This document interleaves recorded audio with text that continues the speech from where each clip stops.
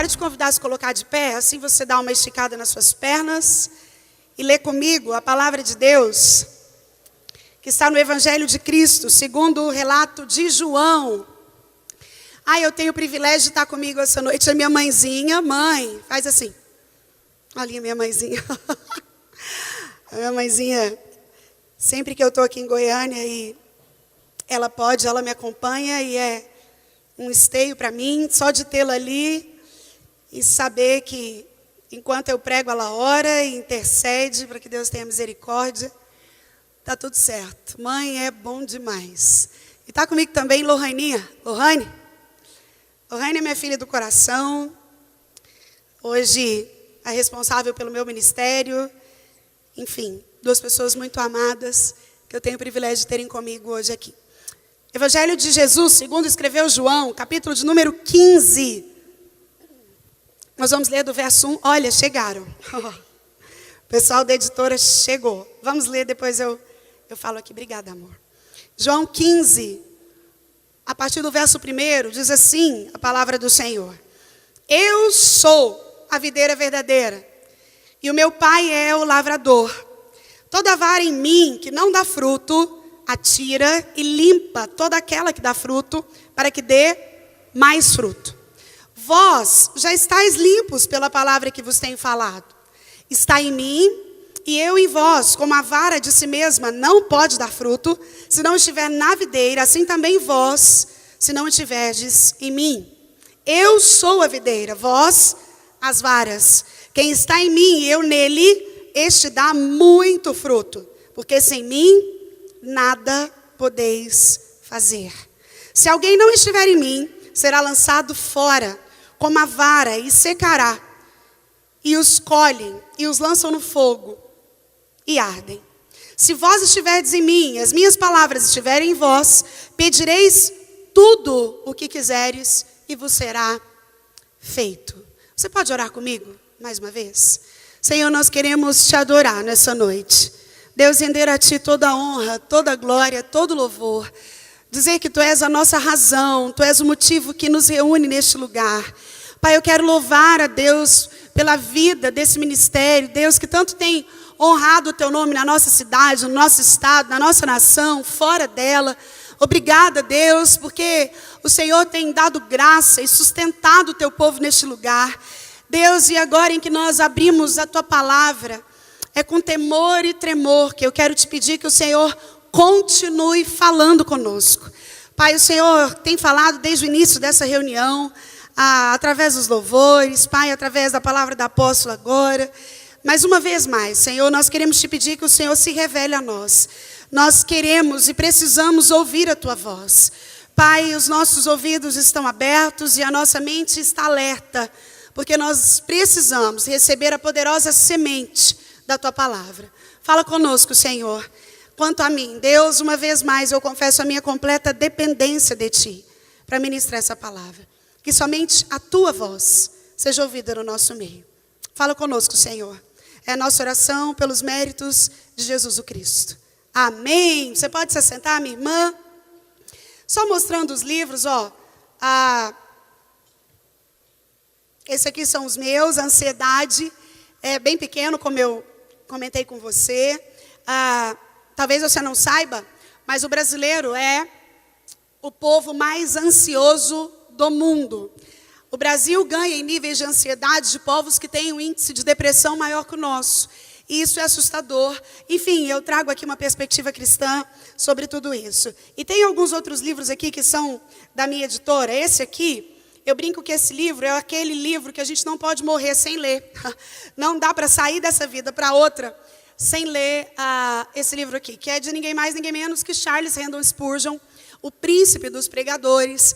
E ele escreveu O Santo e Seu Salvador, o progresso da alma no conhecimento de Cristo. Então, é daquelas leituras que você pode gastar anos para ler, ele é bem grosso, você está vendo aqui, mas é o tipo do livro que agrega diariamente na sua forma prática de ser cristã e com aquilo que a gente tem que lidar com a nossa alma. É uma leitura, na minha opinião, imperdível, um dos melhores livros que eu já li na minha vida.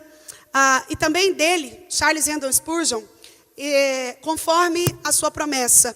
Esse livro do Spurgeon, mesmo sendo um escritor tão reformado e tanto, ele trata de uma forma brilhante, como só ele sabia fazer, da necessidade que eu e você temos de examinar constantemente o nosso coração, de ver aquilo que nos move, de avaliar como a gente tem vivido a vida cristã. Ele é brilhante nesse livro aqui. E esse é para você comprar para o seu marido.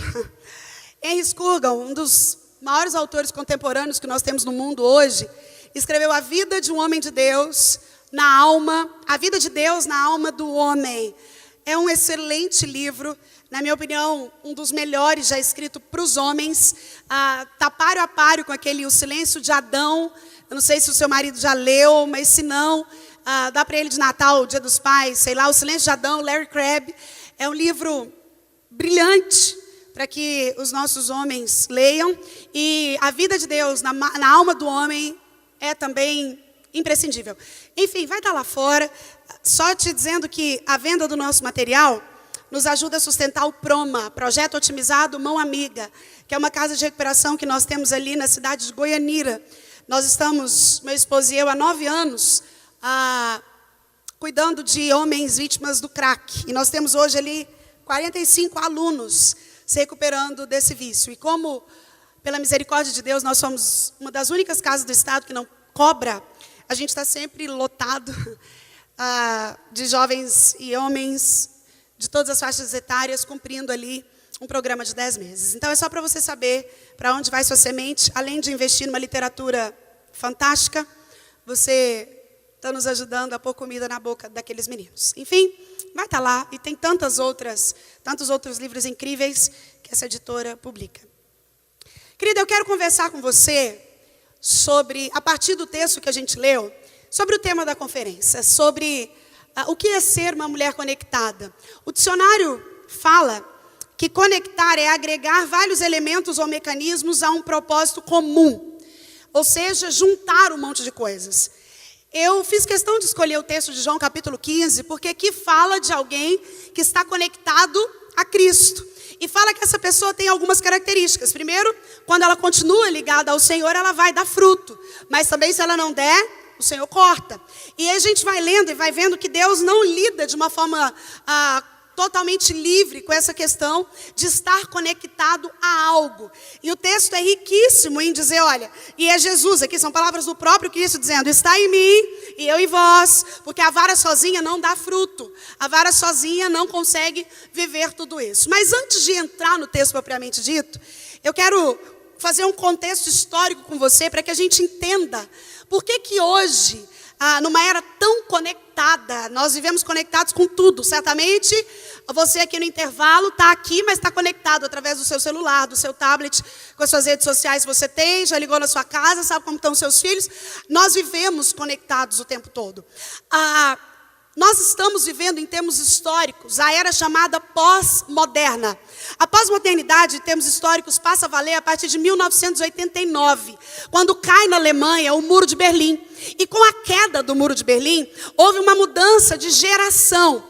Até ali, os povos viviam movidos por ideologias. Mas a partir dali, essa geração chamada pós-moderna, o século 21, no qual você e eu estamos inseridos, ele foi caracterizado como a geração shopping center. A ideia é que você e eu somos fúteis. É uma geração que não se importa com muita coisa, que não tem um ideal pelo qual lutar. E a geração pós-moderna, ela está fundamentada em 3 pilares. Primeiro, a geração pós-moderna é pluralizada. O que é isso? Nós vivemos uma ausência de absolutos. Tudo na pós-modernidade é relativo. Tudo depende do ponto de vista. Tudo depende da forma como eu interpreto. Tudo depende do que eu acho que é amor. Porque hoje todos os caminhos verdadeiramente levam a Roma e tudo que há em nós nos leva para o amor. Então eu quero te lembrar que no meio de uma era que tem como um fundamento a pluralização de ideias, nós servimos a um Deus que é absoluto. Jesus disse sobre ele, eu sou o caminho e não um deles. Eu sou a verdade. Enfim, o nosso Deus é um Deus de absolutos. O segundo pilar sobre o qual a pós-modernidade se firma é a individualização. Nunca houve uma era em que se é tanto incitado ao indivíduo a ideia de que ele se basta. Às vezes isso é velado, mas a maioria das vezes, se você abre a sua rede social durante o dia, você encontra lá no seu feed pelo menos algumas mensagens do tipo: tudo o que você precisa para ser feliz está dentro de você. Basta que você declare, você é o máximo. Olha, procure andar com pessoas. Isso é uma das massas que mais me assusta, quando principalmente cristãos compartilham. Procure andar sempre com pessoas melhores do que você, afinal de contas. E aí eu fico pensando, gente, Jesus fez isso desse jeitinho, né? Ele andava só com gente melhor que ele. Não era com prostituta, não era com coxo, não era com ladrão. O tipo de mentalidade. Mas a pós-modernidade faz com que você acredite de uma forma falha de que você se basta, de que você é a cara, de que você dá conta, de que você é o máximo. Isso é uma mentira, porque isso contradiz a graça. A graça me ensina que eu não sou nada, não posso nada, não tenho nada. Tudo é por Ele, por causa dEle, por meio dEle. E mais do que isso, minha irmã, nesse negócio de individualização, a gente nega aquilo que que Deus fez lá no Éden, quando Ele cria a mulher. Ei, minha irmã, fazendo um parênteses aqui, só para completar o que a apóstola Amy falou. Quando Deus cria Eva, tem gente que fala, ai, Deus criou Eva porque Adão estava tão sozinho, né? Tadinho, ele olhava cachorro a cachorro, gato a gato, passarinho a passarinha, e ele estava tão deprimido. Ó, minha irmã, era Éden, não tinha tristeza, não tinha sofrimento, Deus participava de lá, Adão era resolvido, ele não tinha problema nenhum. Foi Deus quem olha e fala, não é bom que o homem esteja só. Far-lhe-ei, a iniciativa é do Eterno, uma auxiliadora que ele seja idônea. A palavra auxiliadora idônea significa apta, capaz e moralmente correta. O que eu aprendo com a Bíblia? Deus fez você, minha irmã, para resolver um problema e não para criar problema. A mulher foi feita para resolver o problema da solidão. Então, desde o Éden, Deus não te fez para ser sozinha. Deus não te fez para ser individual. A oração que Jesus nos ensinou, nos ensina a pedir pelo pão nosso, a falar do Pai nosso. Ninguém ora, Pai meu que estás no céu, o pão meu me dai hoje. Então tem que ter muito cuidado com essa ideia pós-moderna de individualização, de que eu sozinho está tudo bem. Então, a pós-modernidade está firmada, primeiro, na pluralização de ideias, na individualização e na secularização. Nunca houve uma sociedade e uma geração tão secularizada como a nossa. O que é isso? A secularização é a ideia de que eu posso levar a minha vida bem a lá Zeca Pagodinho, deixando a vida me levar, a vida leva eu. E aí eu venho nos congressos da igreja, nos domingos, e eu adoro a Deus, mas porta fora, eu que sei. A ideia de que a vida cristã, principalmente, ela é vivida no restrito ali do templo sagrado, dos compromissos que eu tenho com a igreja, mas porta fora eu faço o que eu quero. Um evangelho secularizado, que coloca Deus restrito ao templo, restrito aonde eu quero. Então eu faço do jeito que eu acho bom. Se eu precisar, Deus, eu te chamo, viu? Se não, só fica aí, eu fico aqui, eu peço, o Senhor responde, está tudo certo. A geração secularizada é uma geração que de fato acredita que dá para postar uma foto de biquíni fio dental no Instagram e colocar a hashtag Deus no comando. E está tudo bem, é uma geração secular, afinal de contas, Deus conhece o meu coração. Isso é histórico. O que eu estou querendo te dizer? Nós não temos como enfrentar um inimigo que nós não conhecemos. Para eu saber por que eu preciso me conectar com Cristo e ficar grudada nele, eu preciso conhecer o que está acontecendo fora desse cenário. Então, nós vivemos na era pós-moderna, fundamentada na pluralização, na individualização e na secularização de ideias. Esses são princípios pós-modernos. Eu, particularmente, Sara, eu acredito que a ideia da geração pós-moderna está para ser mudada. Morreu há 2 anos atrás um sociólogo americano que ele propôs um outro nome para essa nossa geração. Ele propôs o nome de geração líquida. E geralmente, depois que alguém morre, as ideias dessa pessoa elas são fortalecidas, elas ganham uma força. Então, a sociologia hoje já está estudando a ideia de mudar a nomenclatura da geração que a gente está vivendo e passar para a geração líquida, que não muda muita coisa, porque essa ideia de uma geração que não tem nada sólido, que não constrói nada, que não deixa legado, que não valoriza o que é importante. Dentro dessa perspectiva de conexão, só para você entender do que nós estamos tratando aqui, hoje, 4 bilhões de pessoas, o mundo tem hoje aproximadamente 7 bilhões de habitantes. 4 bilhões de pessoas, ou seja, mais da metade do mundo hoje tem acesso à internet. 5,100 bilhões de celulares são usados no mundo todo hoje. 2,9 bilhões de pessoas fazem tudo pelo celular. Se eu fosse perguntar aqui, muitos de nós acessam banco pelo celular, você resolve sua vida. Você trabalha no celular, você faz tudo nele. Seu mundo está literalmente na palma da sua mão. Em 1994, haviam somente 3.000 sites na rede mundial de computadores. Então, quando você abria um site e aquela internet fazia aquele barulho de ligação, você lembra? Ligava, parecia que estava chamando, depois conectava. Só 3.000 sites. 20 anos depois, ou seja, em 2014, existiam já 1 bilhão de páginas na internet. Isso fala de um crescimento de 33 bilhões em 20 anos. Para falar ainda o tanto que a nossa geração é conectada, o Facebook tem hoje 2,3 bilhões de usuários. O YouTube, 1,9 bilhões. O WhatsApp, 1,5 bilhões. O Instagram, 1 bilhão. E eu poderia ficar aqui te falando, mas tantos outros dados dessa geração que se acha extremamente conectada, e de fato nós estamos. Mas o que tudo isso tem a ver com o fato de você ser mulher? E por que eu preciso de fato avaliar onde é que eu estou conectada, se dentro desse máximo, dessa macro situação do mundo, está eu como indivíduo? Minha irmã, o fato é que dentro dessa conexão louca que nós temos vivido, nunca houve uma geração tão arrebentada de alma como a nossa. Nunca houve um tempo de indivíduos vivendo uma solidão acompanhada como a nossa. É gente que tem milhões de seguidores, que tem milhões de gente perto, que vive no meio de tanta gente, mas na hora que precisa mesmo, custa achar um para conseguir andar junto. Isso diz de uma geração que está extremamente conectada, mas nas coisas erradas. E o meu convite é começar a olhar você. Por que você? Certa vez Sartre disse que a vida sem ser analisada não vale a pena ser vivida.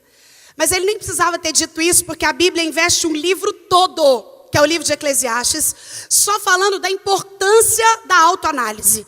Todo o livro de Eclesiastes, Salomão está lembrando você e eu, que nós precisamos avaliar como nós estamos vivendo a nossa vida. E aí, minha irmã, às vezes você pensa, mas aí, Sara, eu não tenho nem tempo para isso. Também faz parte da conexão pós-moderna. Esquecer que a vida tem 3 características. O autor de Hebreus diz, ao homem está dado morrer uma vez. E depois disso o juízo, ou seja, a vida é única. E aí vem o salmista no Salmo 90 e diz, os anos da nossa vida é só bem a 70, ou em havendo vigor a 80. Nesse caso, o melhor deles é enfado e cansaço, porque tudo passa rapidamente e nós voamos. Então, a Bíblia está dizendo que a vida é única. E aí vem o salmista e fala, não é só única não, é curta. 70 que sai 80 e é rápida. Passa rápido e você voa. Minha irmã, com o que você está conectada? Nessa pós-modernidade que te leva a se esquecer que a vida é curta, única e rápida. Eu quero chamar a sua atenção então para pelo menos 3 tópicos que me falam de uma mulher que está conectada nessa videira que nós lemos aqui no capítulo 15 de João. Eu quero falar de 3 características, 3 sinais, 3 coisas que a gente bate o olho e vê que a pessoa está conectada naquilo que é certo. Sabe por quê, minha irmã? O plano de Deus sobre a mulher não foi mudado com a onda feminista. O plano de Deus sobre as mulheres não foi mudado com o tal empoderamento. O plano de Deus sobre você e eu continua o mesmo, relatado desde Gênesis. Deus não mudou o plano. Ele trabalha conforme o plano. E aqui em João capítulo 15, Jesus é muito claro. Eu sou a videira verdadeira. Se ele fala da videira, automaticamente ele está nos avisando. Olha, cuidado, porque tem um monte falsa. Às vezes você está conectado numa videira que é falsa, que não é a real. Eu sou a verdadeira. Toda vara em mim que não dá fruto, atira e limpa toda que dá fruto para que dê mais fruto. E aí Jesus vai se desdobrando nesse rico conhecimento de alguém que está conectado, ligado a Ele. E no verso 6 ele diz: se alguém não estiver em mim, será lançado fora, como a vara e secará. E os colhem e lançam no fogo, e vão arder. Agora, se vós estiverdes em mim, as minhas palavras estiverem em vós, pedireis tudo o que quiseres, e vos será feito. 3 características de uma mulher conectada. É uma viagem que eu quero te convidar a fazer dentro de você.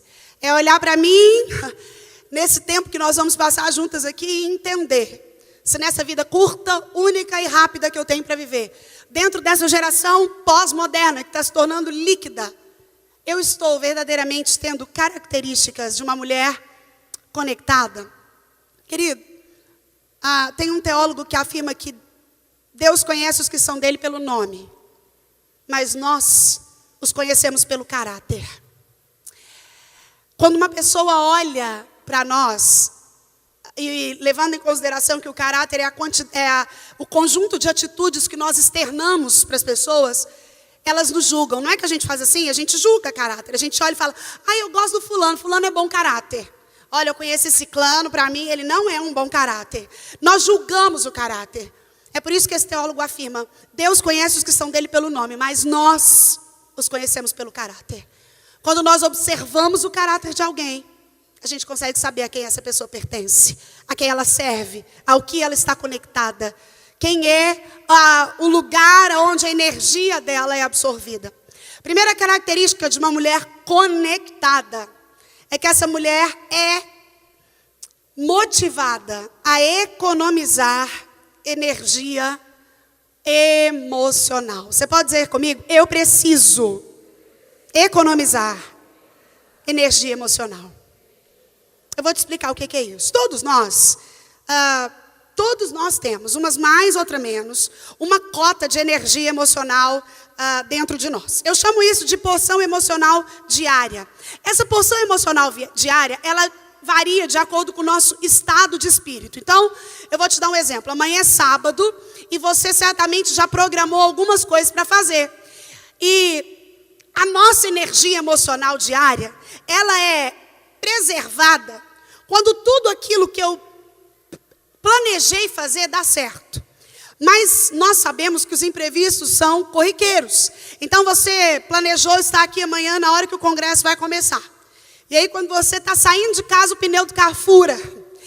E aí os imprevistos começam a exigir de nós uma porção de energia emocional que não estava preparada para ser utilizada. E sabe qual é o problema? Geralmente, quando essa cota de energia nos é necessária, ela exige e demonstra o pior de nós. E aí, a gente começa a viver um termo tão conhecido na nossa época, que é o tal esgotamento. Mulheres que não economizam energia emocional, mulheres que não usam de forma inteligente a sua emoção. Deixa eu só te explicar, que às vezes você não está entendendo direito do que eu estou falando quando a gente trata de emoção. Nós somos seres trinos, nós somos corpo, alma e espírito. Quando você começa a andar com Jesus, no seu espírito, uma obra automática acontece. A Bíblia diz que tudo se faz novo. No âmbito do espírito, Deus começa a se revelar a você, Ele te dá dons, Ele fala com você, é através do espírito que você ora, enfim. No espírito a obra é imediata. No corpo, nada muda. Ninguém, porque começa a andar com Jesus, come Nutella e não engorda. Não, se comer Nutella, vai engordar. Se você ficar no calor, você vai transpirar. Se você ficar muito tempo sem beber água, você vai ter sede. Porque o corpo continua o mesmo, finito. E aí nós temos a promessa de um corpo glorificado na eternidade. Mas aqui, no corpo, nada muda. E na alma? Na alma, minha irmã, é processo. Fala comigo, processo. É esse que é a nossa dificuldade. A alma é o lugar onde estão as nossas emoções e vontades. Dor, alegria, medo, raiva, angústia, decepção, traição, humilhação. Todo tipo de emoção que você viveu, desde que você estava lá na barriga da sua mãe. Misericórdia, pastora Sara, regressão. Não, minha irmã, Bíblia. A Bíblia diz no Salmo 139 que diz que Deus te teceu a substância ainda informe. É por isso que nós cristãos somos contra o aborto mesmo antes da 12ª semana. Porque a gente acredita que quando há concepção, ou seja, quando o óvulo é fecundado pelo espermatozoide, ali já há alma vivente. E a alma é eterna. Só que o problema, minha irmã, é que quando a gente se converte, a alma não é convertida na hora, como acontece no espírito. É por isso que às vezes a gente observa o comportamento de alguém e fala, gente, mas fulano é crente há tanto tempo e até hoje fofoca. Gente, mas fulano é crente há tanto tempo e mente. A gente está falando de demonstrações emocionais, nós estamos falando de alma. Eu não tenho tempo para falar tudo isso para você aqui. A gente teria que, mas dentro da alma ainda operam 3 instâncias: personalidade, caráter e temperamento. Cada um é responsável por uma cota emocional. E se na alma é processo, a gente tem que viver o que Romanos 12:2 fala. E não vos conformeis com esse século, mas transformai-vos. Entenda algo. O conformar com o século é isso mesmo, a palavra já diz tudo. Conformar é entrar na forma, ficar parecido. Se você vai fazer um bolo na sua casa e a forma estiver furada, o bolo sai furado. Então, a Paulo está dizendo, não conforma, não fica parecido, mas transformai-vos. O verbo transformar na língua portuguesa aqui tem 2 características que são importantes para você entender o que o versículo está dizendo. Primeiro, ele está no imperativo. Todas as vezes que na língua portuguesa o verbo está no imperativo, há uma implicância de ordem. Transformar não é para quem acha que precisa, não é para quem está com tempo sobrando. Transformar é uma ordem. Segundo, ele está no presente contínuo, que dá a ideia de processo. Eu precisei transformar ontem, eu vou precisar transformar hoje, eu continuo precisando transformar amanhã. E aí o versículo termina dizendo, para que experimenteis qual seja boa, agradável e perfeita vontade de Deus. Quando a Bíblia diz, não vos conformeis com esse século, mas transformai-vos pela renovação da vossa mente. Mente e alma é a mesma coisa. É por isso que na alma é um processo. Então, quando a gente lida com emoções, a gente está falando daquilo que todos os dias, como a apóstola falou aqui, eu preciso ir até Jesus e falar, Senhor, eu sei que a tua cruz foi suficiente para transformar o meu corpo, o meu espírito e a minha alma. Deus, me ajuda a ser uma mulher mais controlada emocionalmente. Uma mulher ligada na fonte, minha irmã, é impossível se encontrar com Cristo e continuar a mesma pessoa. É impossível começar a andar com Ele e ser a mesma mulher. Porque o fato de você ser mulher não te faz um tipo diferente de cristã. Mas o fato de você ser cristã, obrigatoriamente, te faz um tipo diferente de mulher. Então, uma mulher que está conectada na fonte, ela economiza energia emocional. Ou seja, isso é uma questão de inteligência. Entenda uma diferença no que eu vou te dizer. A gente precisa evitar os pontos de esgotamento. Fala comigo, ponto de esgotamento. Quando eu falo de ponto de esgotamento, eu estou falando de uma condição emocional. É diferente de cansaço. Cansaço é uma condição física. Você corre e você fica cansada. Você trabalha muito o dia todo em pé, você se cansa. É uma condição física. Quando eu falo de esgotamento, eu estou falando de uma condição emocional. Nós temos mais de 50 pontos de esgotamento. Eu vou falar de 3 aqui, que são muito mais comuns para nós mulheres. O primeiro ponto de esgotamento, se você quer economizar energia emocional e mostrar para o mundo que você está conectado nessa videira verdadeira, é reclamação. Fala comigo, reclamação. Você é uma mulher que reclama, minha irmã? Acho que é só na Assembleia de Deus que tem. Minha irmã, o nosso Deus não gosta de reclamação. A reclamação, além de não ter o poder de mudar as coisas, ela tem uma característica péssima, que ela é contagiante. A pessoa que reclama, rapidamente, ela faz uma pessoa que nem estava reclamando ainda, a ver algo e a começar a reclamar também. É por isso que os reclamões, geralmente, eles andam em grupos. Nós, mulheres, somos mais levadas pelo emocional e a gente reclama mais. Então, algumas de nós reclamam de tudo. Nunca nada vai estar bom. Reclama se está calor, reclama se estiver frio, reclama se cantar muito, reclama se cantar pouco, reclama se o som estiver alto, reclama se estiver baixo, reclama se o congresso acabar 10 horas, reclama se acabar 8. Vai reclamar de qualquer jeito. E aí, a reclamação mina a sua energia emocional diária. Quando eu reclamo, eu emito uma ideia de não contentamento para o meu cérebro e o meu corpo sente o esgotamento. A reclamação, ela é absorvida de uma forma negativa pelo nosso emocional. E sabe o que é grave? O seu corpo é extremamente inteligente. Ele vai ter que elaborar e jogar para fora a carga emocional que você coloca nele. É por isso que a gente vive a época das doenças tudo nervosa, não é? Gastrite nervosa, úlcera nervosa, tudo é nervoso hoje. Porque é resultado dessa não capacidade de lidar com o esgotamento. Ei, meu irmão, você sabe quanto tempo o povo conseguia fazer aquela trajetória entre a saída do Egito e a chegada em Canaã? Eles demoraram quanto tempo para fazer? 40 anos. Geograficamente, saindo do Egito e chegando em Canaã, dava para se fazer aquela caminhada em 15 dias. 15 dias. Sabe por que eles ficaram ali 40 anos? Porque reclamava. Você entende que aquele povo era o povo que tinha visto Deus livrá-los das 10 pragas no Egito. Você entende que aquilo, minha irmã, estava tudo consumindo de gafanhoto, os crentes estavam lá. Todo mundo abria a torneira, saía sangue, os crentes abriam água. Morte dos primogênitos na casa de todo mundo, os crentes com os filhos, tudo vivo. Moisés levanta o cajado, o mar vermelho abre, o povo passa a pé seco. E aí chega no deserto, não estava bom não. Os desertos faz um calor insuportável de dia. Deus mandava a nuvem para acompanhar o povo, para eles não sentir calor. O calor fez um frio assustador à noite. Deus mandava coluna de fogo para o povo ficar aquecido. A Bíblia diz que os sapatos não desgastavam, as roupas não envelheciam. Deus mandava uma porção de maná diária. Esses dias eu estava lendo sobre o maná. E aí eu vi que sexta-feira Deus mandava uma porção dupla de maná. Porque como o sábado era o dia do Senhor e o povo não fazia nada, só adorava Deus, na sexta Deus mandava uma porção dupla para dizer para o povo assim, não preocupa, porque o maná de amanhã está garantido. E sabe o que acontecia? O povo reclamava. Não estava bom. Não estava bom, nada que Deus fazia estava bom, e era reclamação, e murmuração, e fazendo bezerro de ouro, e adorando os outros povos. Deus falou, entendeu não? Aprende isso para a sua vida, mulher. Prova repetida, carrega lição ainda não aprendida.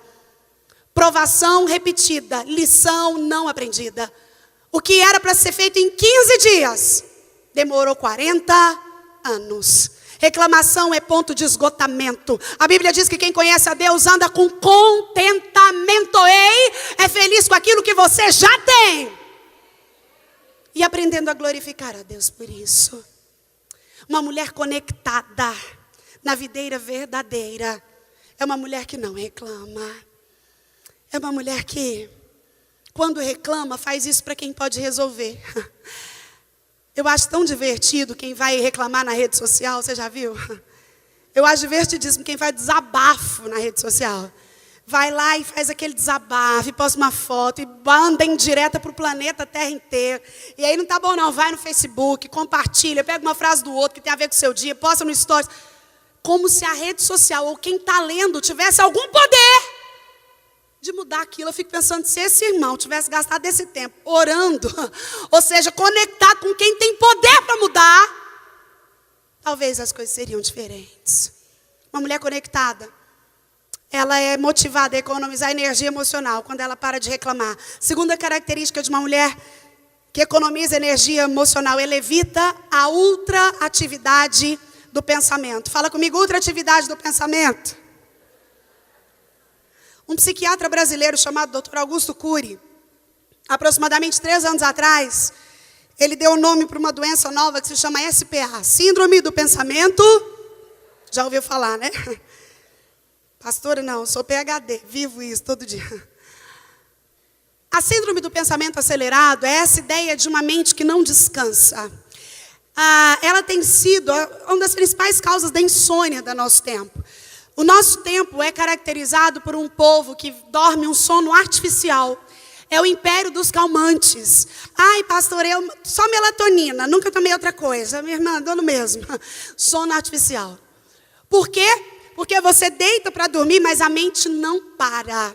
O pensamento está ligado. Ultraatividade do pensamento. E aí, você começa a preocupar com o passado, com o presente, com o futuro. Gasta energia que você devia acumular. E minha irmã, entenda algo. Esses dias eu conversando com uma amiga minha. E ela teve o 4º filho agora. E a gente conversando, né? Ela falando, Sara, nós duas somos meio dois, né? Você tem 3, eu 4. E todo mundo acha a gente meio estranha. E aí a gente conversando sobre isso. E ela falou, mas eu não sou calma como você. Você é calma. Eu te vejo. E toda vez que eu te vejo, parece que você está sempre bem, sempre sorrindo. Você está sempre igual. Eu falei, não é que eu estou sempre bem. É que quando eu não estou bem, eu não faço questão de ficar mostrando para um tanto de gente. E outra coisa. Uma coisa para me deixar mal, ela passa por um crivo que eu estipulei para a minha vida. Por exemplo, existem coisas, minha irmã, que você não vai ter opção. Vão chegar momentos na minha e na sua vida que a gente não vai ter escolha. A gente vai sofrer, a gente vai chorar, a gente vai estressar, a gente vai perder o cabelo. Então eu estipulei para a minha vida, naquelas situações que eu posso escolher, eu não estresso. Eu olho e falo, não vou estressar por isso não. Não vou, não vai resolver. Eu vou guardar a energia para uma hora que precisar. Porque vai ter uma hora que nós não temos opção. As coisas vêm, a má notícia chega, a crise é estabelecida. E nesses momentos eu não tenho escolha. Eu sofro, eu choro, eu estresso, eu descabelo. Então essa ultratividade do pensamento é aquela ideia de que aquilo que eu preciso fazer não cabe nas 24 horas do meu dia. E eu vou acumulando atividades, conversa, problema misturado. Eu vou enfraquecendo a percepção daquilo que é importante com aquilo que é urgente. Nós somos especialistas em trocar o que é urgente pelo que é importante. Você já parou para pensar que nem tudo que você pensa que é urgente é de fato importante? Às vezes você acha que urgente é trabalhar mais para ganhar mais dinheiro, para dar mais alegria para o seu filho. Mas o que o seu filho quer de verdade é um tempo para ser ouvido por você. Às vezes você acha que urgente é estudar mais para conseguir mais outra coisa, mais importante mesmo é dar um ombro para o seu marido que está passando por uma dificuldade. Nós somos especialistas em barganhar isso. Porque o nosso pensamento nem tem tempo de organizar as coisas. E esse pensamento acelerado, ele suga a nossa energia, ele nos esgota de uma forma completa. Sócrates, certa vez, disse, cuidado com o vazio de uma vida ocupada demais. Cuidado com o vazio de uma vida ocupada demais. Existem pessoas que têm um vazio tão grande dentro delas mesmas, que elas precisam colocar 10 coisas para fazer no dia para parecer que está preenchida. Cuidado, porque pessoas que estão inteiras em Deus, mulheres que verdadeiramente estão ligadas nessa videira, elas sentem bem em ficar consigo mesmas. Elas se permitem estarem em casa e tirar um tempo de oração. Ela não acha que ela tem que ser uma superwoman 24 horas do dia. Porque ela entende que as maiores batalhas, elas são vencidas na oração. E quando a gente está com essa ultratividade do pensamento, a gente não ora. Alguns de nós oram com o celular do lado, orando e conferindo o que está acontecendo na rede social, orando e querendo saber o que está... Ô minha irmã, uma mulher conectada com Deus, ela economiza energia emocional, parando de reclamar. Ela economiza energia emocional, preservando o seu pensamento. E o terceiro ponto de esgotamento que eu quero falar com você é passado como estilo de vida. Fala comigo, passado como estilo de vida. As 3 maiores doenças do nosso século, a depressão, o estresse e a ansiedade, são doenças de excesso. A ansiedade nada mais é do que um excesso de futuro. O estresse nada mais é do que um excesso de presente. Pessoas estressadas são pessoas que fazem 1 milhão de coisas no dia. E aí não dão conta, passa a semana, não fez nada de novo. E depressão tem uma das suas principais raízes num excesso de passado. Gente aprisionada no passado, hein, minha irmã? Gente que fica presa no passado, rapidamente se esgota. Não é à toa que a Bíblia diz, esquecendo-me das coisas que para trás ficam, prossigo para o alvo, para as que diante de mim estão. Veja bem, às vezes a gente lê esse versículo e a gente pensa que a gente tem que esquecer só o que foi ruim do passado. Não, o versículo me dá a visão do todo. Esquecendo-me das coisas que para trás fica do ruim e do bom. Tem gente que não avança porque fica saudosista daquilo que viveu lá. Ah não, mas bom mesmo era naquela época. Naquele tempo, lá naquela época eu era daquele jeito. E as pessoas se respeitavam. E a Bíblia fala, esquecendo-me das coisas que para trás ficam. Avançou. Não tem jeito de avançar sem primeiro deixar. E é deixar o bom e o ruim, minha irmã. É aquilo que ficou de bom e aquilo que foi de ruim. O passado como estilo de vida te esgota. Uma mulher conectada com Deus vive o hoje. Ela entende que a vida é um dom. Fala dom. A palavra dom significa presente. A vida é um dom de Deus. Uma mulher conectada com o Senhor, ela valoriza o hoje. Ela sabe que a vida é curta, é única e rápida. E não dá para ficar pensando, nossa, mas se tivesse sido muito melhor. Ai, se eu não tivesse vivido aquilo. Se aquela família não fosse assim. Se aquele trauma. Ai, se meu pai... Eu atendi consultório 11 anos. Eu tinha um consultório aqui em Goiânia, onde eu ficava 15 dias, e 15 dias em São Paulo. Nunca eu atendi um paciente que chegou em mim e falou assim, Sara, eu vim aqui porque tudo que deu errado na minha vida é minha culpa. Nunca. A pessoa sempre chegava na terapia, contava tudo que estava de errado, e aí ela ia colocando todos os protagonistas, porque ela era só a coadjuvante, só a vítima. Olha, eu sou assim porque é o meu pai, eu sou assim porque é minha irmã, eu sou assim porque é o meu pastor, eu sou assim porque é o meu patrão. E aí, um terapeuta competente, ele vai fazer isso, ele vai fazer com que a pessoa compreenda que é ele o responsável, afinal de contas, ninguém faz com você aquilo que você não deixa. Então, quando eu começo a me posicionar, eu saio dessa posição de vítima que me esgota. Pessoas fixas no passado vivem esgotadas, a sensação é de cansaço. É um fardo maior do que eu posso carregar, eu vivo cansada. E aí o meu emocional vai sendo sucumbido, porque a minha alma está aprisionada nos traumas. E eu me esqueço que eu devo não me conformar e transformar diariamente, se eu quero alcançar a vontade boa, perfeita e agradável de Deus. Minha irmã, é condição. Ninguém vive a vontade boa, perfeita e agradável de Deus sem fazer as duas coisas que o versículo fala antes, sem deixar de conformar e sem estar em uma constante transformação. Uma mulher conectada na árvore, na videira verdadeira, é uma mulher que aprende a economizar energia emocional, minando os pontos de esgotamento. Como eu disse, são mais de 50 os pontos de esgotamento. Mas por hoje, reclamação, passado como estilo de vida e ultra atividade do pensamento. Em segundo lugar, uma mulher que está conectada com a videira verdadeira. Uma mulher que no meio de uma geração pós-moderna quer viver de forma eficaz, sabendo qual é o plano de Deus para ela. Além de economizar energia emocional, não permanecem no erro. Você pode dizer isso comigo? Eu não devo permanecer no erro. Até porque, minha irmã, da segunda vez já não é erro, é escolha. Sim ou não? Sim. Erro é a primeira vez. Da segunda, é escolha. Existe uma diferença tão grande quando a gente fala de erro, porque a Bíblia chama isso de pecado. Pecado, a melhor tradução dele é errar o alvo. É mirar uma coisa e acertar em outra. Isso é pecado, errei o alvo, mirei errado. E a palavra de Deus diz que se nós confessarmos os nossos pecados, Ele é fiel e justo para nos perdoar os pecados e nos purificar de toda a injustiça. Nós sabemos de cor. E também sabemos que o pecado pode nos trazer problemas físicos, como aconteceu com Davi. Enquanto eu calei os meus pecados, envelheceram-se os meus ossos, porque a tua mão pesava de noite sobre mim, e o meu vigor se tornou em sequidão de estio.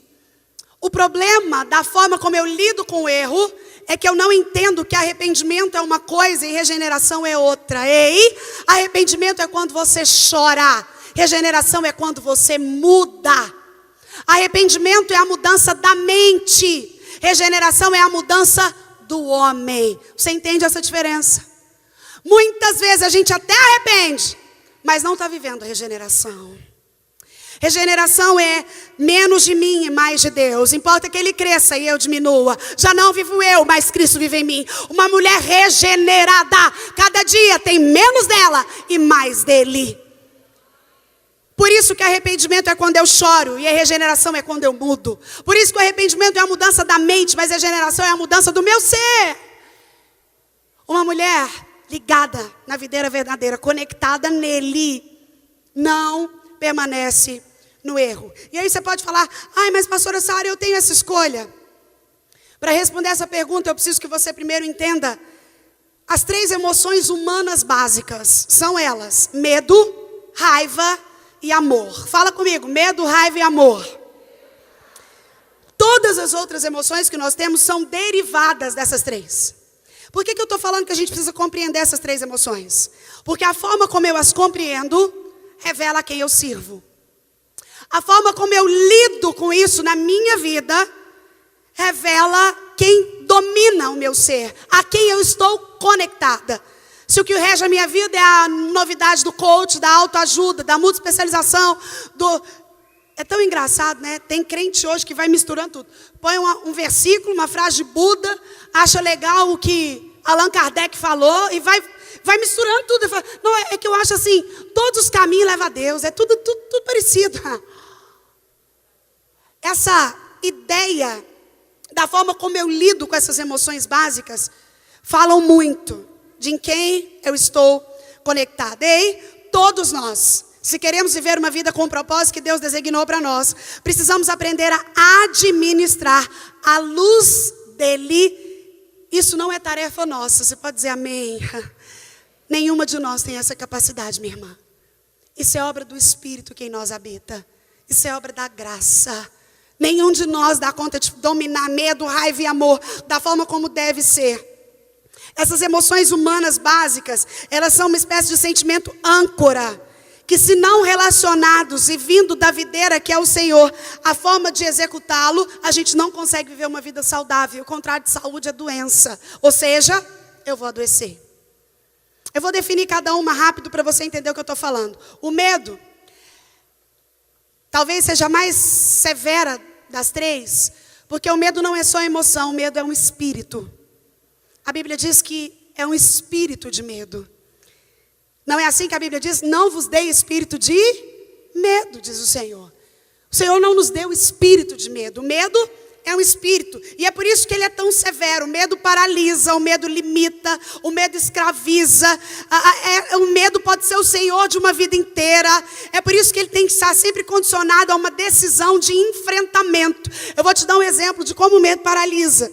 Se você tem medo de barata, e surgir uma barata aqui, você vai subir na cadeira, sair correndo, desmaiar. Eu conheço um homem desse tamanho, dessa largura, que tem medo de galinha. Uma vez, num acampamento da igreja, alguém chegou com uma galinha, achou que era brincadeira, e foi chegando com a galinha perto dele. Quando foi chegando assim, a mais ou menos 1 metro dele, ele caiu, desmaiou na hora. Porque o medo não tem razão de ser. O medo, ele aumenta as coisas. O medo potencializa as emoções. Então, eu tenho medo de altura, eu não ando de avião nunca, porque eu acredito que o dia que eu andar, o avião cai. O pensamento é diferente. Esses dias eu estava voltando de uma agenda com a minha mãe, no sul, e nós pegamos uma tempestade em São Paulo, voltando para Goiânia. E o avião balançou muito. E a minha mãe tem algumas restrições com o avião. Não é medo, mas ela tem algumas restrições. E o avião balançava muito. E eu dizia para ela, mãe, isso é o seu medo. Porque a Bíblia diz, o mal que eu temia, esse me sobreveio. Você tem que ter cuidado até com o que você tem medo. Porque a Bíblia diz, aquilo que você tem medo vai acabar chegando. E eu falava, mãe, eu nunca, em todas as minhas agendas, viajando 20 vezes no mês, eu peguei um voo desse. Hoje, com você. Chegou a ficar engraçada, ela foi ficando nervosa comigo, nervosa. Foi até o final de semana que teve uma tempestade em São Paulo, um vendaval que morreu aquela modelo Caroline Bittencourt, foi naquele dia. Então o avião tremia muito. E aí minha mãe falava, menina, você não tem medo da gente morrer? Eu falei, mãe, você não entendeu, é o contrário. O avião podia até cair, mas ele não vai cair porque eu estou aqui. A minha cabeça meio que funciona assim. Porque eu penso, Deus, o Senhor está aqui com a gente. O Senhor não vai deixar. É lógico que vai ter um dia que vai acontecer, não é isso que eu estou dizendo. Não é uma fé, eu declaro e acontece, não é isso. Mas o que eu estou te dizendo é que a forma como eu lido com o medo revela a quem eu estou conectado. Quando eu entendo que Jesus está no barco, quando eu entendo que Ele está lá. Vocês lembram dos discípulos? Essa história é relatada em Marcos, no capítulo 4. E a Bíblia diz que os discípulos estavam no mar.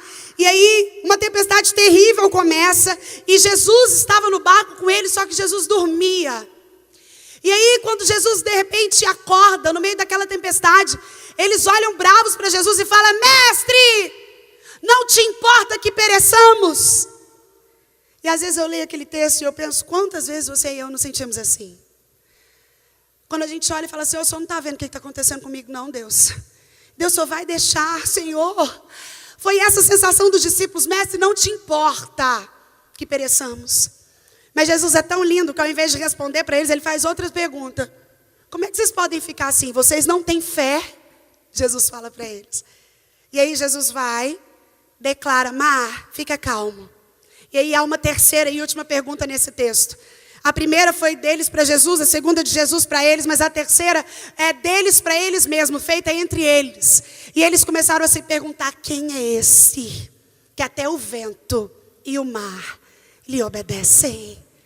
Ei, minha irmã, se você está conectada a esse, que até o vento e o mar obedecem, eu começo a encarar os meus medos, porque eu sei que o verdadeiro amor lança fora o medo. O amor de Cristo em mim é poderoso para transformar. Eu não estou falando de medo, cuidado, há uma diferença. Medo, cuidado. Ah, não tem medo de nada, eu vou deixar meu filho pular 50 metros de altura, porque eu não tenho, não é isso. Existem coisas que não é medo, é zelo. Não, eu não tenho medo nenhum, eu saio bem aqui no centro, andando à noite, sozinha, até no meu carro. Minha irmã, isso não é falta de medo, isso é imprudência. Então a gente tem que ter cuidado com aquilo que a gente entende que a Bíblia diz, mas quando eu estou conectada, eu não trato o medo de forma a me paralisar, porque eu não permaneço nesse erro de lidar com o meu medo assim. O segundo é a raiva, diz comigo, raiva. Raiva é um sentimento primitivo. Muitas vezes ele é animalesco, ele não civiliza, às vezes ele é tão absurdo que ele não tem correspondente na razão. Os estudiosos não conseguiram ainda descobrir o que acontece no nosso cérebro quando a gente fica com raiva. Não dá para, a razão não consegue explicar. A ciência não consegue mensurar. É como se o cérebro desse um curto-circuito. E aí você fica com raiva. Não dá para entender do tanto que esse sentimento é animalesco. Sem sombra de dúvidas, a raiva é o grande protagonista das injustiças, do ódio, da violência. E essa emoção, ela pode ser condicionada com bom senso, com exercício do fruto do Espírito. A apóstola falou aqui sobre isso. O fruto é um combo que Deus coloca em nós. E neles estão mansidão, domínio próprio. Mansidão é poder sob controle. Diz comigo, poder sob controle. Nenhum de nós consegue ser manso, meu irmão. É por isso que Jesus fala, aprendei de mim, porque sou manso e humilde de Deus. Jesus é tão lindo. Aprende de mim, sozinha você nunca vai ser mansa. E humildade também, aprende comigo. Porque para você a humildade está na roupa, está no carro. Mas eu estou dizendo que a humildade verdadeira está no coração. Às vezes a gente julga, não, eu não gosto de fulano, fulana não é humilde, olha lá a roupa que ela veste, a saia que ela usa. Ela não é humilde, olha lá o jeito que ela anda. Minha irmã, às vezes você pode estar com a roupa mais velha, com a sandália mais antiga e arrebentada, mas ter o coração mais arrogante de todos. É isso que Jesus estava falando. Aprende de mim porque sou manso e humilde de coração. A raiva é um sentimento dominado pela mansidão. Poder sob controle. É ter argumento, mas preferir calar. É entender que eu só devo falar quando aquilo que eu for falar for melhor que o meu silêncio. É compreender que antes de eu falar, eu preciso passar pelo crivo. Que se fosse eu ia suportar ouvir aquilo que eu estou querendo falar. Porque a gente na raiva, a gente vai liberando igual uma metralhadora giratória. Algumas de nós com raiva se escondem atrás da máscara de sinceridade, já viu isso? Gente, eu tenho medo de gente sincera. Sabe aquelas que falam assim, ai, sabe o que é? Eu vou falar, é que eu sou muito sincera. Eu penso, nossa, lá vem. Porque no fundo, você não é sincero, você é cruel. Sabia? Se todo mundo sair falando aí toda sinceridade, minha irmã, rapidinho estoura a Terceira Guerra Mundial. Ninguém está preparado para ouvir tudo que você pensa, não. E a gente tem que passar pelo crivo. Ai, mas eu não dou conta. Você me desculpa, é que eu sou muito sincera. Esses dias eu estava pregando numa igreja em Atlanta, na Geórgia. E tinha uma moça lá, que ela estava bem acima do peso, assim, um pouco gordinha. Mas uma das meninas que mais amor tinha pela obra de Deus naquele lugar. E aquela moça se desdobrava em 4, assim. Eu estava reparando ela, fiquei lá uma semana, e reparando ela na igreja, o serviço, o que precisava, era qualquer hora, ela lá, ela lá, ela lá, ela lá. E aí, um dia nós estávamos jantando na casa de um dos irmãos, e chegou uma moça, que é também brasileira, e que chegou lá junto com ela em Atlanta. Então elas eram amigas há mais de 20 anos, amigas. Aí, tinha uma roda, nós éramos mais ou menos umas 6 mulheres conversando.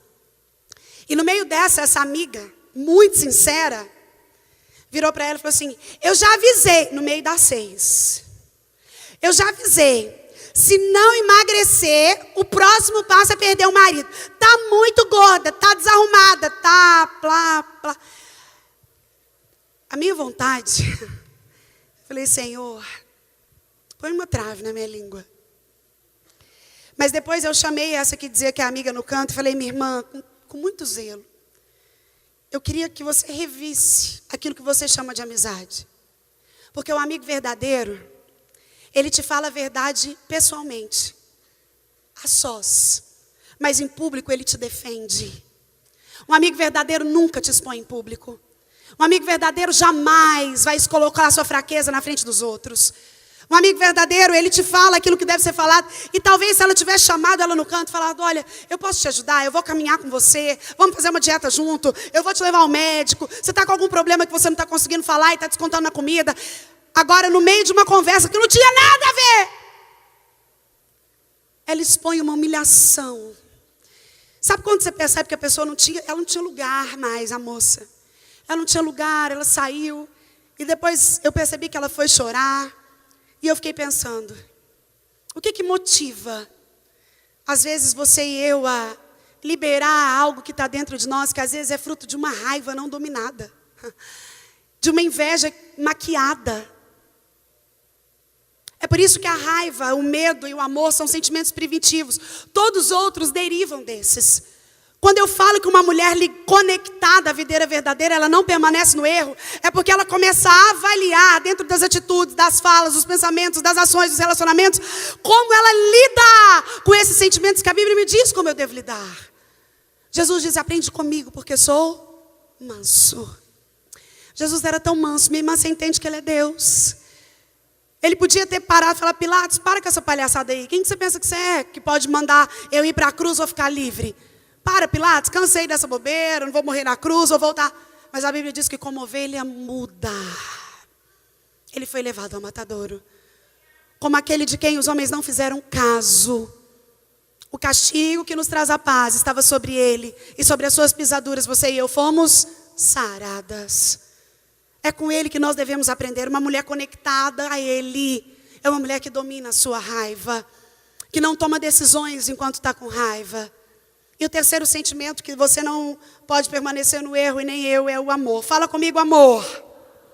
Amor é o pico das emoções, é o mais nobre dos sentimentos, é o X da superação, é o agente transformador. Talvez porque o amor adjetiva o próprio Deus. Deus não só tem amor, não só dá amor, mas ele é amor. O nome do nosso Deus é amor. Então, o amor é algo que, se ele existe em mim, lembra quando Jesus avisou os discípulos, falou: olha, e nisso saberão que sois meus discípulos. Em fazer milagre? Em fazer cego ver? Em fazer coxo levantar? Em ressuscitar morto? E nisso saberão que sois meus discípulos, em vos amardes uns aos outros. É impossível dizer que é de Jesus sem amar o próximo. O amor é algo, sabe qual é o problema da nossa geração, essa geração fugaz? Aquela lista de Coríntios 13, 1 Coríntios 13, quando diz: agora, pois, permanece a fé, a esperança e o amor. A nossa geração tem invertido tudo. Ela tem trocado esperança por expectativa. Entenda algo: expectativa é humana, é sua. E esperança é de Deus, é do céu.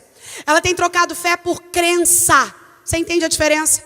Ai, pastora, como assim não tem fé? A gente tem cada vez mais crente no mundo. Exatamente, tem crente, gente que tem crença, mas pouca gente que tem fé. E a nossa geração tem trocado amar por gostar. Amor não acaba. Já gostar? Eu gosto hoje, amanhã eu não gosto mais, depende. Eu gosto hoje, amanhã enjoei. Eu gosto hoje, amanhã não gosto mais. E aí a gente vai deturpando aquilo que é uma emoção básica. Então, o que é que eu estou querendo te dizer? Quando eu te disse que uma mulher conectada ao Senhor é alguém que economiza energia emocional e que não permanece no erro, o que eu estou dizendo é sim, eu posso dominar as minhas emoções, eleger aquilo que faz bem, aquilo que imita Jesus, condicionar as minhas emoções a um Cristo que é modelo, que é um exemplo a ser seguido. E isso está ao meu e ao seu alcance. John Baston diz assim: qualquer pessoa, independentemente da natureza, pode ser treinada para qualquer coisa. Ou seja, basta que eu deseje e fala: Senhor, me ajuda. Sozinho eu não consigo. Provérbios 23, 7 diz assim: assim como você imagina na sua alma, assim você é. Tem gente que acha lindo falar: ai, sabe o que é? Eu sou uma mulher que tem muita raiva mesmo. Olha, eu não aceito quase nada. Eu rodo a baiana mesmo, viu? Se falar, vai ouvir. Eu não levo desaforo para casa. Ô, minha irmã, você não está conectada na videira verdadeira. Porque não são assim aquelas que pertencem a Jesus. Uma mulher conectada, a videira verdadeira, economiza energia emocional. Não permanece no erro. E em último lugar, uma mulher conectada na videira verdadeira não fica no marasmo depressivo. Fala comigo: eu não devo permanecer no marasmo depressivo. Você deve saber que alguns países na Europa têm um inverno altamente rigoroso que duram aí 8 meses ao ano. E o índice de suicídio nesses países de depressão é altíssimo. Isso tem uma explicação biológica. Os nossos olhos, eles, quando olham alguma coisa, um cenário, eles são treinados para absorver conteúdos coloridos. É por isso que as polícias utilizam, quando querem fazer um assassino confessar um crime, alguma coisa, a ausência da luz. Geralmente o preto, ou então um quarto branco, onde não tem contato com nada. Nos lugares onde o inverno é muito rigoroso, as pessoas passam meses sem ver a luz do sol. E vai ficando aquele cenário cinza. Porque os dias são curtos e as noites são longas. Então, a claridade é muito rápida. E quando o nosso cérebro vai captando essa imagem cinza, essa visão monocromática, não colorida de nada, ele aumenta um hormônio chamado melatonina. É por isso que melatonina é um hormônio que a gente toma para dormir. Alguns tomam para dormir. O cérebro aumenta a produção de melatonina. A melatonina é um hormônio que age como depressor do sistema nervoso central. Então eu fico vendo aquela imagem muito cinza, o meu cérebro recebe uma mensagem de aumento do hormônio, e esse aumento do hormônio me manda uma mensagem de recolhimento. É por isso que quando está frio, quando está chovendo, quando está nublado, você quer ficar em casa, assistir um filme, ligar Netflix. E a Bíblia fala: tomara que Jesus não volte no dia de chuva, no inverno, senão não vai ter ninguém na igreja. É por causa disso, o cérebro recebe uma mensagem de recolhimento. E isso aumenta o índice de depressão nesses lugares. É por isso que esses países muito gelados têm um índice de suicídio assustador, porque há um hormônio da melatonina pela visão monocromática. O que eu estou te dizendo? Uma mulher conectada na fonte, na videira verdadeira que é o Senhor, ela não se coloca refém do marasmo depressivo. Você compreendeu que tudo começa pelo olhar? Lembra quando Deus chama Abraão para fora da tenda? E a Bíblia é tão linda, e tudo que a gente vai ver, a ciência vai explicando, e a gente tem exata certeza que Deus fez isso exatamente para que quando pessoas fossem tentar contestar a Bíblia, elas achassem ali mesmo a base científica para provar tudo que Deus fez. Deus então chama Abraão, coloca ele fora da tenda e fala: olha para as estrelas. Você consegue contá-las? Aí a gente sabe o resto da história. Porque Deus sabia que quando Abraão olha, automaticamente a minha mente capta. São 2 milésimos de segundo que o nosso cérebro utiliza para armazenar algo que o nosso olho vê. Então é muito rápido. A ideia: Abraão olha, então todos os sentidos foram ativados. Abraão olha, o cérebro capta e Deus então fala: assim como você não consegue contá-las, vai ser a sua descendência. É por isso que a Bíblia diz que os olhos são as janelas da alma. E ela também diz que se os seus olhos forem bons, todo o seu corpo será bom. Mas se eles forem maus, todo o seu corpo habitará em trevas. Porque a forma como eu olho para as coisas. Ei, minha irmã, como é que você vê a vida? Tem algumas de nós que, se for falar como é que vê a vida, coloca a outra para suicidar em 3, 2, 1. De tanto pessimismo. A visão é péssima. Você sabia que quando você começa a andar com Jesus, ele muda os seus olhos? A expressão bíblica no hebraico é que antes de Jesus nós tínhamos o ayá tová, olhos mesquinhos, olhos centrados em nós, olhos onde eu sou o centro. Mas quando eu começo a andar com Cristo, os olhos ayá tová se transformam em ayá ha, olhos misericordiosos. Porque Deus sabia que quando Ele muda os meus olhos, Ele muda os meus pensamentos.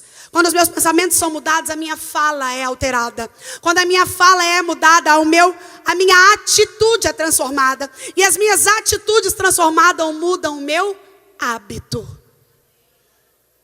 Os nossos hábitos são resultados daquilo que nós pensamos. É por isso que Filipenses 4:8 nos fala no que pensar. Finalmente, irmãos, tudo que é verdadeiro, tudo que é puro, tudo que é amável, tudo que é de boa fama, se alguma virtude há, se algum louvor existe, seja isso que ocupa o vosso pensamento. Porque o pensamento ativa, os olhos ativam o pensamento a fala a atitude repetida, hábito. É por isso que quem quer mudar o hábito precisa começar mudando o que está vendo. Aquilo que eu permito colocar os meus olhos sobre. Uma mulher conectada com o Senhor, ela não fica no marasmo depressivo, porque ela muda o lugar para onde ela está olhando. Ela não passa a olhar da forma como ela quer, ela olha como Deus agora habitando nela, manda que ela olhe. Tem algumas de nós que acham que é lindo falar que estão sempre no deserto, não é? Algumas de nós, quando não está no deserto, está no vale. Ah, não, mas vai passar. E está sempre no marasmo depressivo. Ei, minha irmã, eu vim aqui para te dizer que quando eu estou conectada com a videira verdadeira, eu começo a olhar a vida com os olhos de Jesus. E aí aquilo que governa a minha vida não é o atual governo, o que governa na minha vida não são as políticas públicas, o que governa a minha vida não é o preço do dólar, o que governa a minha vida não é se a reforma da Previdência vai passar ou não, o que governa a minha vida não são os conceitos internos, externos, o que governa a minha vida é o plano perfeito de Deus sobre ela. E quando eu sei que Deus trabalha conforme um plano, porque Ele conhece o fim desde o começo, porque Ele nunca perdeu uma batalha.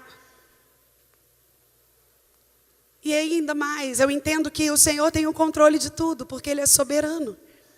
Então eu não pressiono Deus, eu não ponho Deus na parede, eu não obrigo Deus a fazer, porque eu consigo sair do marasmo depressivo sabendo que haja o que houver. Não é assim que diz a canção?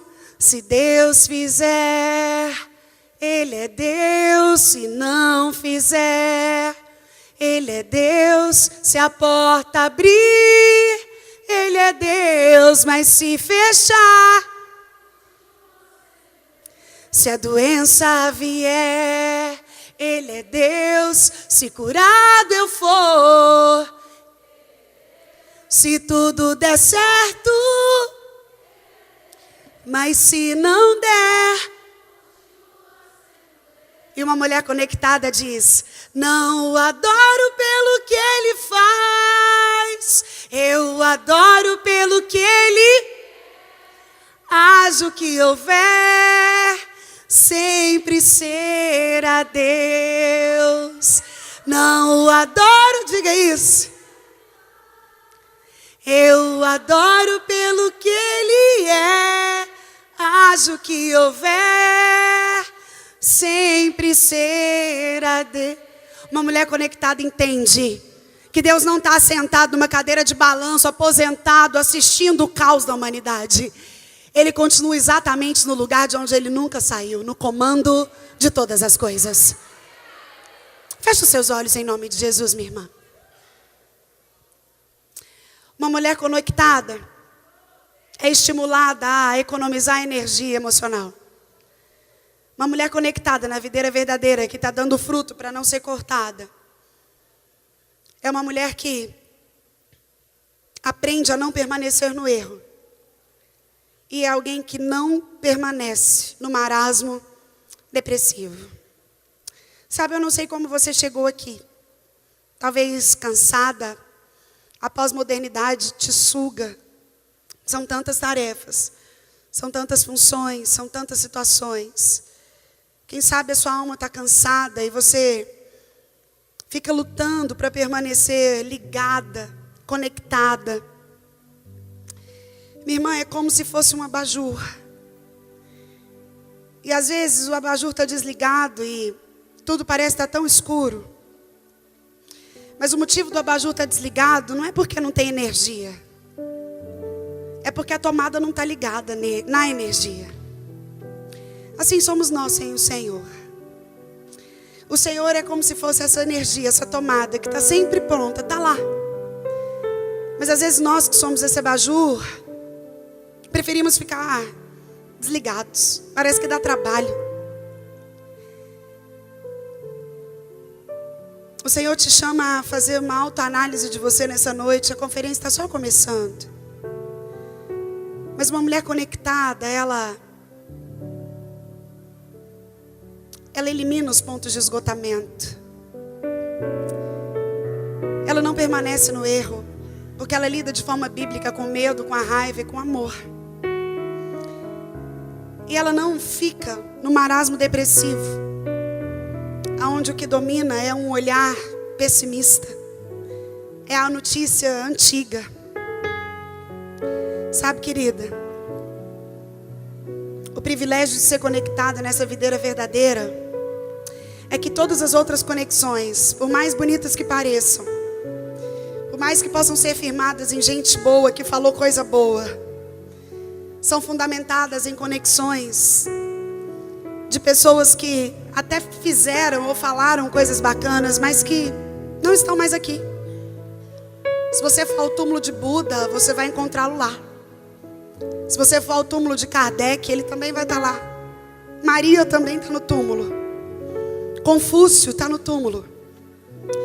Mas quando eu me conecto na videira verdadeira, que é o Senhor Jesus, eu me conecto a alguém que ao terceiro dia ressuscitou. Jesus está vivo. Ele é um Deus que fala, Ele é um Deus que ouve.